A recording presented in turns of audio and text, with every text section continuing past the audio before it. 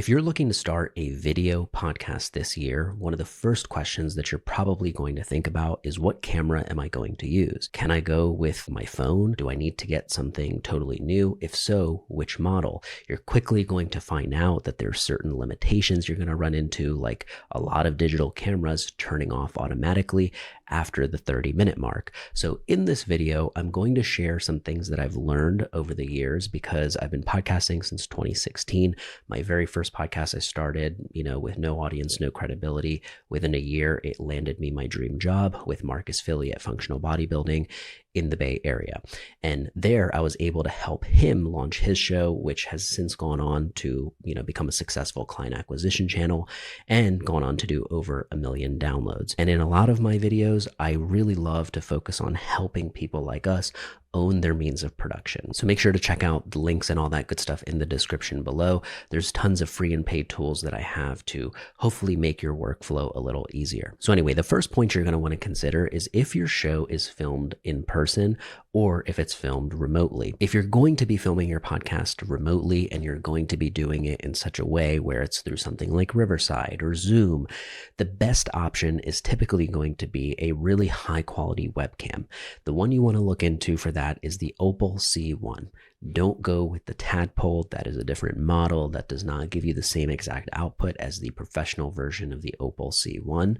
This is currently sold out at the time of me filming this video, but I'm sure it will be back in stock. The best way that I can describe the Opal C1 is that it feels like a digital camera, but in a webcam format. And I know there have been tons and tons of webcams over the years that have tried to replicate this feel, but they've kind of been unsuccessful in doing so. Make sure to check out Opal C1 if that is a format that you're going to be leaning heavily into, because it kind of saves you some headache. You don't need to get lenses and cameras and all these complicated pieces.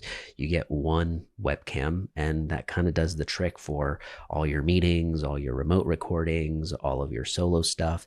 And this works best if you are going to be filming in the same area, because you might have that webcam lodged on your computer or on a second monitor. It's honestly a very headache-free setup if that's the route that you want to go. Now let's assume that I'm going to be filming this in person, whether it's solo with a couple guests from time to time, or maybe with a steady co-host.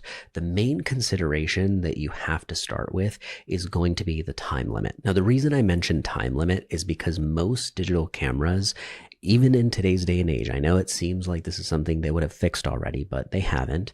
Most digital cameras have this auto shut off feature at the 27 to 30 minute mark to prevent overheating. And yes, there are solutions around this involving changing up your firmware, getting an external piece of equipment, all the stuff that I have found. A lot of the clients that I've worked with, it almost just deters them from showing up and recording if they are not familiar with camera equipment and navigating this stuff easily in the first place. So that auto shut off feature is a big one that we want to avoid, because most of the time, even if you keep your episodes under 30 minutes, you don't want the pressure of actually, it shutting off automatically, being in the middle of signing off and realizing you lost the last couple minutes.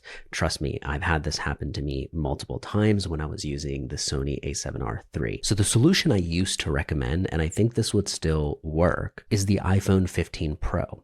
Since the iPhone 12, which was the first iPhone that had 4K capabilities and really normalized that, where the image quality was beautiful, still is passable. That works great, right? But now the iPhone 15 Pro is where you can shoot in log, right? You can color grade it. You can make it look really cinematic. A lot of people have proven over the past year or two that you could make it look very similar to high quality digital camera. And the reason that I was recommending that to most people was really just ease of use. You already have it. You might already have access to it as your phone. You'll always have it on you. It won't have that issue with turning off automatically, and you can record it directly onto an external drive. So there were a ton of benefits that made the iPhone 15 Pro seem like a logistical option to become your everyday camera. Now, I will say that this still works great, and we've seen it all over social, where a lot of things, even on professional networks, are filmed specifically with a handheld iPhone 15 to get that casual look while still keeping the high quality digital camera feel. But I have to say, I've changed my mind for people in most scenarios after seeing how most people use their phones, right? You might have not enough storage on the phone. You might need the phone while you're actually recording the episode because you're showing a clip or you're reacting to something. There are all sorts of things that actually make the phone not feasible for really, really long periods of recording. So let's say that you are in that boat. You're like, you know what? The phone is nice, but I actually want something a level up. I want something nicer. The camera that I want you to look into is going to be the FX30. So there's several reasons why I'd go with this camera. The FX30 is Netflix approved, right? It's a cinematic camera that a lot of the professionals have. Actually, a lot of the professionals have the FX3 or the FX5, which is another couple $1,000s more. But the FX30 is kind of a lightweight version of that still is Netflix approved. And more importantly, has access to unlimited recording. So you don't get your camera shut off automatically at the 30-minute mark. You can film for as long as the battery will actually last you. And so this has been a game changer for me, even in most scenarios where I'm recording by myself. A lot of the things I might record are over 30 minutes. And so this has been very freeing where I don't need to worry about losing footage. The next major element here is the screen. So the Sony a7R III that I had was something where the screen didn't actually flip out all the way to where you could actually see yourself. I thought that that wouldn't be a big deal, right? It was something that I tolerated for quite some time, but it proved to be annoying after a little while, where it is useful to be able to see, hey, is the camera still recording? Am I in focus? Is there a hair dangling from my nose? All of these different things that you just didn't have access to. Now you might be wondering, hey, Misbah, what about the Sony a7S III? Because this is a very popular camera that, even though it was made years and years ago, professionals are still using it to this day as a preference. And so one of the things that you want to keep in mind when you're considering the two cameras typically is going to be that the Sony a7S III is more expensive. It's like $3,500 on average versus the Sony FX30 you might get for $1,700, $1,800. So aside from the price difference, there are things that are very similar here, right? Like the screen still pops out. It's able to record video in very high quality and low light situations. But a lot of people also get it for hybrid shooting. So the fact that you might want the option to shoot stills and have photos here and there, right? And you don't want to commit to maybe something like an FX30 that would be solely designed for video. Even though there are workarounds to do photo, it is made for video. But I think for most people who aren't used to operating camera and gear and don't want complicated setups and workarounds, they want something that they can just press one button, shoot it, and it's good to go.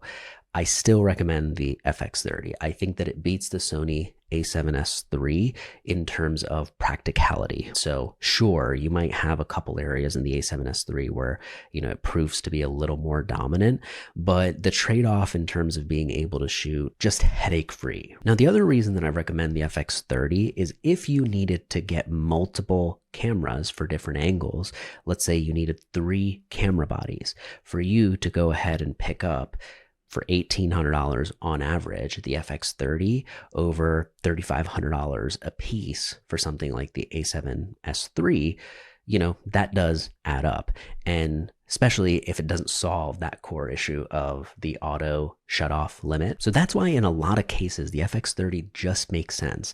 It's cheaper. It does everything that the, higher end ones do. In many cases, you're not going to get to the point where you actually notice those differences. You're not shooting on Mount Everest and really pushing this camera to the edges of its limits. You're probably going to be shooting in a controlled temperature environment, and the camera is going to be static, right? It's not going to be moving around everywhere. The main thing you're really looking for is, hey, can I see myself? Can I see if it's still recording? The FX30 is awesome at that. It has a big red light where you can see that in the front, and you can, very easily move the screen around, which I love. When you go to a live recording studio in LA, in New York, in Philly, for example, you will have videographers and teams and technicians that literally have access to like 10K Hollywood cinematic cameras that just like don't exist in any other format yet, right? We can't produce that quality with maybe just our iPhones. But sometimes you have to ask yourself if that quality trade-off is actually worth it. It's like, yes, we could shoot in 10K. It's not even available to the market yet, but it's like 4K might work really well. I just need it to not shut off on me automatically. So anyways, the reason I think the FX30 is probably the best option all around is because of these simple reasons. You've got the auto shut off feature, don't need to worry about it. You've got the screen that flips out in front, and you've got the affordability point here, because instead of spending $3,500 or 4K on the A7S III or the FX3, you can go with an $1,800 body that is really nice. And if you needed to get 3 different ones for shooting multiple camera angles, it's a little bit cheaper than getting 3 Sony A7S IIIs. So the FX30 is hands down the winner for this year, whether you're using it like me in this solo fashion, or you are now, you've got 3 of these set up and you want a very high production quality feel. The Sony FX30 is capable of giving you that. Now, the one piece of information I wish people had told me when I was learning about cameras is that once you've decided what the body is, so in this case, it's the Sony FX30, you have to pick lenses, right? So lenses are the real thing that make your image quality look different. So the creamy bokeh background where it's blurry in the back and it looks really beautiful and cinematic, that's not going to be coming from the body of the camera. Okay, that's typically produced based on the type of lens that you have. And so a lot of people go with just the kit lens, and it doesn't give them the exact feel that they want. And so the lenses that I would recommend looking into is Sigma. They are third-party lenses for Sony cameras. They're super, super affordable and have very, very beautiful picture quality. You'll also notice that the f-stop goes down pretty low. So for example, on this lens that I'm using right now is like a 15 millimeter, I believe, and it goes down to 1.4. For shooting in-person podcasts, you're probably going to want to look into something that is like 24 to 70 millimeters. This allows you to actually zoom enough to be able to make minor adjustments, but also it allows the camera to be far away enough where it's not impeding on the set, right? So the camera's so close because it's a fixed lens like mine maybe that's 15 millimeters, and now it's in view of the second camera and third camera that you have. So you want everything to be out of the frame, and a way you can do this is by making sure you pick the right distance and focal length. And I found that 24 to 70 millimeters is a pretty good range. But of course, look into that and solidify that a little more based on the environment that you're going to be shooting in. For context, 24 millimeters is actually the base setting on your iPhone. So when you open up the camera on iPhone and you're not like 0.5 super wide and you're not like zoomed in on a 2.0, you're literally at 1.0. That's considered on average 24 millimeters. Now, as with any digital camera, you're gonna spend some time learning settings, right? What is ISO? What is the f-stop? How do I make the color look exactly like I want it to? But I think that the FX30 is a very fun camera to do that on. It's a very easy learning curve for a lot of the scenarios and situations that you might be using it for. And it feels really valuable to have something totally separate than my phone that is specially there for video, and I can rely on it working. I don't need to worry about a text message coming in and stopping the recording, or my random things that can happen when you use your phone for that. And one of the things you're probably going to realize is that if you're doing in-person shows and you're inviting guests on, if you have 3 iPhones set up in your studio, it doesn't give off as professional of a vibe as if you have 3 FX30s, scattered throughout the room. I know that is more of an aesthetic thing and it might be a little superficial, but it's just something that if you are dealing with guests, especially respectable guests in your industry or your niche, it's something that you might want to consider from an experience standpoint.